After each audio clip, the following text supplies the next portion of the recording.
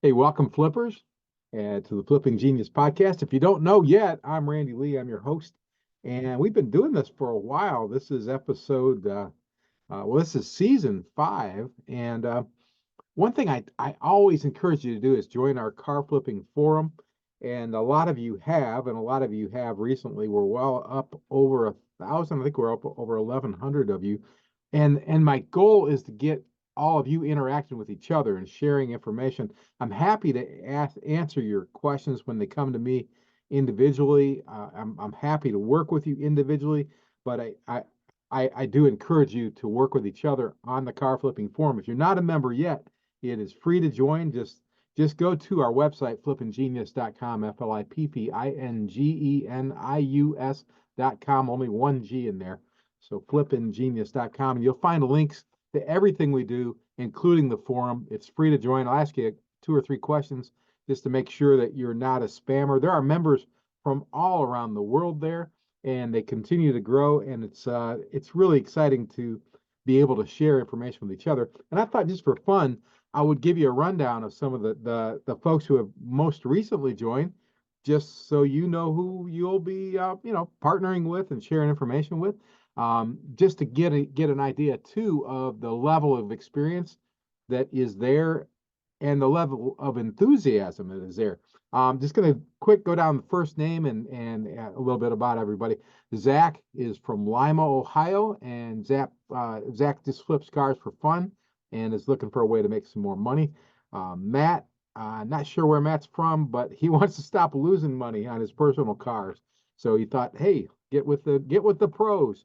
Um, Iggy, I'm sorry if I mispronounced your name, but Iggy is brand new and wants to learn. No flipping experience. Josh from Tasmania, believe it or not, is new. He's working on his second and third flips. He says presently. Um, he may have those wrapped up by now. Nate is from Huntsville, Ohio, not Huntsville, Alabama, where yours truly resides. Uh, Nate is just starting to flip cars. Noah has sold many cars and is excited about joining the community. Alex is a licensed dealer. Christopher from Charlotte, North Carolina, has 15 years of body work. He is looking for a little side hustle, and he has flipped cars in the past. Wants to do more of it. Uh, Rodcliffe is wanting to learn. Alex from Lincoln, Texas, has no experience yet. Joshua uh, recently flipped a couple, and then he discovered the podcast, trying to learn a little bit more. Jesse from Claremont, Florida, is new. Uh, no experience. Fayez is from London, Ontario, Canada, and Fayez, again, sorry if I mispronounced your name, but he's got no experience but trying to get going. Shannon down in Pelham, Alabama, outside Birmingham, has been flipping cars in Birmingham for a while. Hunter down in Inwood, Iowa, is brand new to flipping, but has tools and a shop, so he's ready to go. Hunter, reach out to these guys with your questions. It'll help you make less mistakes. That's what I've learned. Learn from other people's mistakes. That's a great benefit. Byron is new. He's a fan of the podcast, and he has done what I said, and he joined, and so he's just learning. Minty uh, is he buys off marketplace and then flips them. Um, Joe is an amateur car flipper, and he found us through Facebook, and now he's listening to the podcast. Joseph is new and listens to the podcast and is ready to learn. Um, Steve is a novice. He works in sales for a new car shop, and he's interested in getting started flipping on his own. And that's an interesting insight too. So he's got a lot to share from that side of the house. Teresa is a stay-at-home mom, and she's interested in learning so she can make some side income. Jonathan is new. He wants to flip cars. He just recently attended his first public auction, and Jonathan did reach out to me and ask me a question about transporting vehicles. I'll get to that in a couple minutes to share everything with you guys. And that's a beautiful thing when you ask me a question.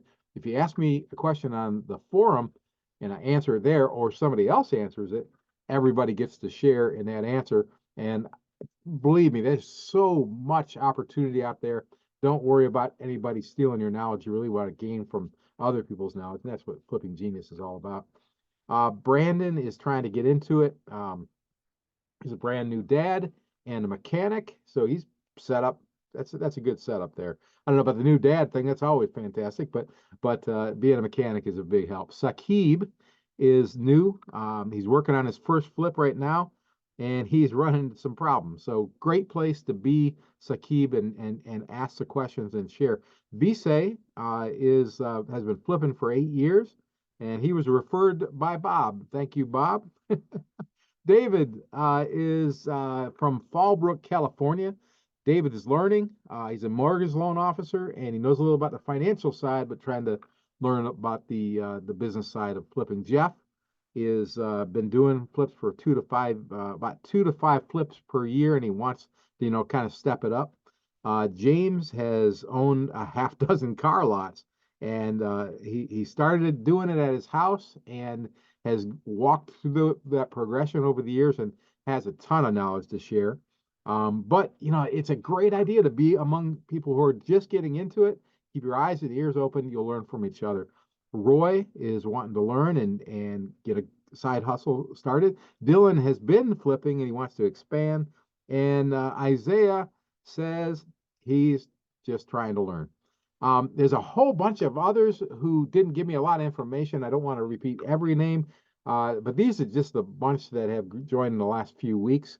It's exciting to see all of the activity that's going on in the this great world of car flipping, and I will go and answer that one question that I addressed this week. Let's see. That Jonathan from Cincinnati, Ohio, asked me. He attended his first auction. He was noticing a lot of the vehicles are not operational or questionable. So he wondered if those are even possible without having the ability to tow them himself. And I thought that was a great question, something that probably all of you are thinking about. And when we get back from a little break, I'm going to take a sip of the Kickapoo Joy juice.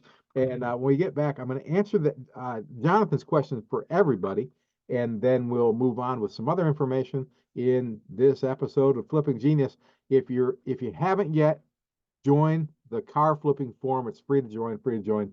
Go to flippinggenius.com and just click on the link, or you'll find the link wherever you're listening or watching. If you're watching on our YouTube channel, and you can click it there. If you're watching on our YouTube channel and you haven't subscribed yet, please subscribe. And if you have never watched the YouTube channel, it's Flipping Genius is the name of the channel, and you can subscribe for free, of course, and see most of our episodes on there and lots of extra videos. And if you're wondering what's happening behind me right now, as you see this junkyard in the background, it's just a cool background that I like to use every now and then, and we're going to change it because I don't want you to think I only buy junk cars. Be right back. If you buy and sell cars for a profit, or you want to, you're in the right place. This is the Flipping Genius Podcast. I am your host, Randy Lee. I've been flipping cars most of my life, despite having almost zero mechanical skill. For the past dozen years or so, I've been a licensed used car dealer in the great state of Alabama. No matter what the topic, the number one goal of this podcast is to help our listeners make more money. Let's get to it, flippers. All right, we're back. We are back. Hey, as blah, blah, blah. Like I promised before the quick break there, I'm going to cover a question that Jonathan from Cincinnati asked me that I thought might be beneficial, especially to a lot of the guys that are new to this. But who knows? Anybody may benefit from this. And again, really encourage you to share on the forum, but feel free to write to me directly if you would prefer to do that. Email address is flippingquestions@gmail.com, or just go to flippinggenius.com, just like above my head if you're watching the video, flippinggenius.com, and ask me whatever you like. I try to answer every email directly. I did apologize to Jonathan for being a little bit late, but well, you'll hear the explanation. I'm just going to go ahead and save time and just uh, read Jonathan's question to me and read my answer to him because I think it's probably the most effective. Jonathan said, "Hello, Randy. Hi, I'm in Cincinnati, Ohio. Your podcast is awesome. Thank you very much. I appreciate that. Jonathan obviously has very good taste. Um, I've been listening to it lately and hoping to get into the flipping as a side hustle. I went to my first public repo auction today. I like your strategy to talk about. You talk about buying cars off the tow lane because it's cheap and the margins are really good. The biggest hindrance for me to do that is the fact that I don't have a trailer to tow with. Do you try to get cars running so you can drive them off the lot, or is this strategy pretty much impossible without a trailer? Thanks." That's from Jonathan in Cincinnati. And my answer to Jonathan was, "Hi, Jonathan. Thanks for listening to the Flipping Genius. I apologize for my delay in responding. We just returned from a week at the beach. Frankly, I was in full slacker mode and am just now getting to the messages, etc. I do buy mostly operational vehicles at auctions. However, frequently they only operate long enough to get them onto my tow dolly. And there are times when they won't even move that far on their own power. It's those cases that I pay about $70 to tow them directly to my mechanic, uh, Dennis Johnson, of course, here in North Alabama. I I used uh, a used tow dolly is a good, inexpensive way to be able to transport vehicles, as long as you have something to tow the tow dolly with. I bought mine for about $300 many years ago, and have towed hundreds of vehicles with it. My mechanic is less than 10 miles from the three main auctions that I use, so that works well for using the tow dolly. I don't like towing them further than 25 or 30 miles. Beyond that, I either call a tow company or a transport hauler for tows of 50 miles or more. I factor in those transport costs into my costs, of course, and when I can anticipate them. Um, and I hope that helped. So that was my answer there to that question, and it may not be revolutionary, but it was one of a pretty smart thing that I did a few years ago, because the tow dolly did save me a lot of money in towing and opened the doors to maybe buying some vehicles that I wouldn't have bought, and it solved the problem in some cases where I thought I was going to be able to drive that vehicle to the to my mechanic, or even all the way to my place. Um, so a tow dolly, you can buy one inexpensively, probably not for as inexpensively as I did. It's been a few years, and I'm kind of good at this sort of thing. So uh, keep your eyes open, and you probably pick one up for $600 or $700. Anybody has anything to add to that? Please do. Please share it on the car flipping forum. Is a great place to share that kind of information. So hopefully, Jonathan, he said he's going to look for one, and I think that's going to be a big help. I do try to buy only operational vehicles, but you never know. And when you're at the kind of auction that he was at, a repo auction open to the public, you got to be really careful. I take it that Jonathan has some mechanical skills, and you got to know what your limitations are. Try to prepare for the auction. If you can listen to them run before, if you can drive them, that's even better. Usually you can't at that type of auction. A lot of times you can hear them, but you might have to bring a jump box or one of those little uh, little jump boxes, and because a lot of times the batteries will be dead. They've been repoed and they're sitting in a repo lot for sometimes months at a time before the title gets clear. And there's a good chance that that's why they're being towed, which means some of those vehicles will run just fine. They've just let the battery go down so far that they weren't able to get it started. So if you're buying from a push pull uh, or tow lot or aisle like that, or lane like that, that can be that can pretty get you some opportunity. Unfortunately, here uh, we're so competitive with our car dealers and the repo folks. They just take them directly to the dealer only option, and there is not a repo option in our area in a public auction. You've got to have a dealer's license to get access to those. Um, which is something that's changed over the course of the time that I've been doing this. Um, and however, I want to encourage you to do one other thing that and this may be something, Jonathan, I didn't mention this to you.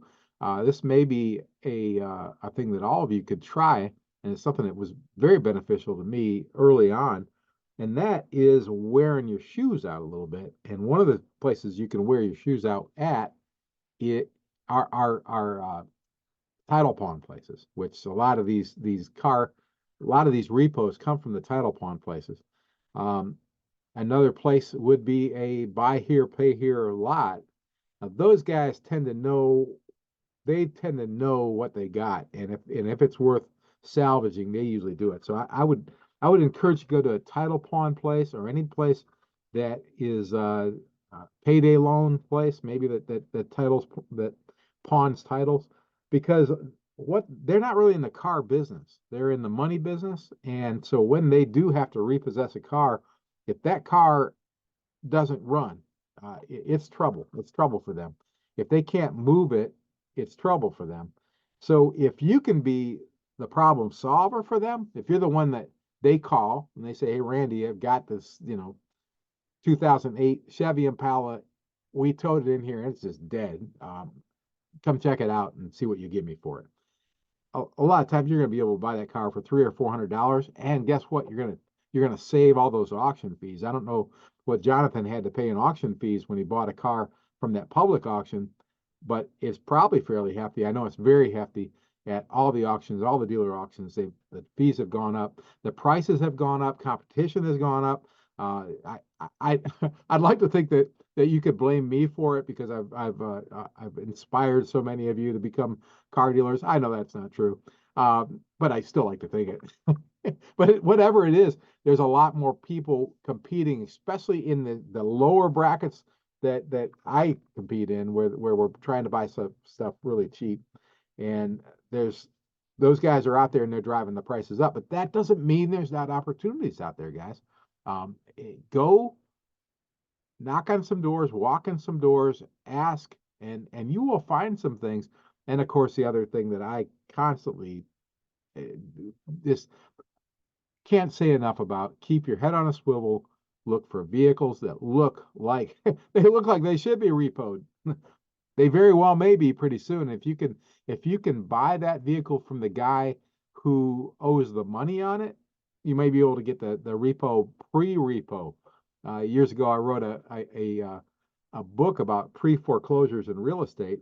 This is kind of the same thing. If you find a vehicle and maybe they do owe money on it, um, if you get them to talk to you about it and they owe $6,000 on a vehicle that's not worth $1,000, hey, you can approach the bank and say, "Hey, this guy's got this vehicle. If you want to sell it to me, I'll buy it." Um, they can only say no, right? They may say yes, or they may say, "What are you talking about? Nobody's ever approached us on that." If they say that, you are in the right place. Anytime you can be the first one to bring up an idea like that, they do not want to mess with these things. And you can say, you can come and tow this thing. You can bring it in, stick it in your lot for the next 3 months until the title gets clear, and then find out that I'm telling you the truth. Or you can just take a look at the pictures I have here and listen to me, and let's do some business together. And if you can develop that kind of relationship on an ongoing basis, uh, or with the title pawn place. If you're the resource, you're the problem solver, you can help them solve that problem and move on with their life to the next thing, and you can make yourself some money. So try to think outside of the box. It will help you in the long run. Hey, I want to thank Jonathan for bringing that to our attention, the question about the towing. If you don't have a towing, one other thing I didn't mention, try to set up an established relationship with a towing company. It'll save you a few bucks. You just call them then. You say, hey, this is Randy. Got another one. Can you come get it? They say, yep. Throw the keys in the under the floor mat or leave them here or there. And they're boom. You don't have to stand there and wait for them. They come and get it. They take it where you want to go, and you can be out there doing what you do, which hopefully is making money.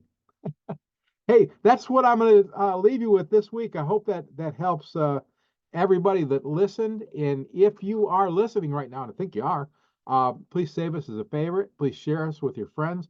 Make sure you come back and listen to every episode. And if you haven't subscribed yet, please subscribe to our Flipping Genius YouTube channel. And please share us on your social media. Let other people know about it, especially people you think would benefit from what we do, which what we do is help you make more money as car flippers. That's the number one goal of the Flipping Genius podcast. Visit flippinggenius.com. You'll see our resources page there. You'll see everything that is Flipping Genius. There's some things on there that if you buy them, I make a couple bucks off of, but for the most part, I'm just doing this to try to help you make money, and that's what I set out to do at the beginning, and I hope it's working. Please share with me any questions, any advice, any comments, any suggestions, whatever you got to share. Flippingquestions@gmail.com, or just go to the forum and write it on there. And again, if you're not a member of the Car Flipping Forum, please join. And thanks to all of you who are listening. Hey, let's work together. Let's make some money. Let's all become flipping geniuses.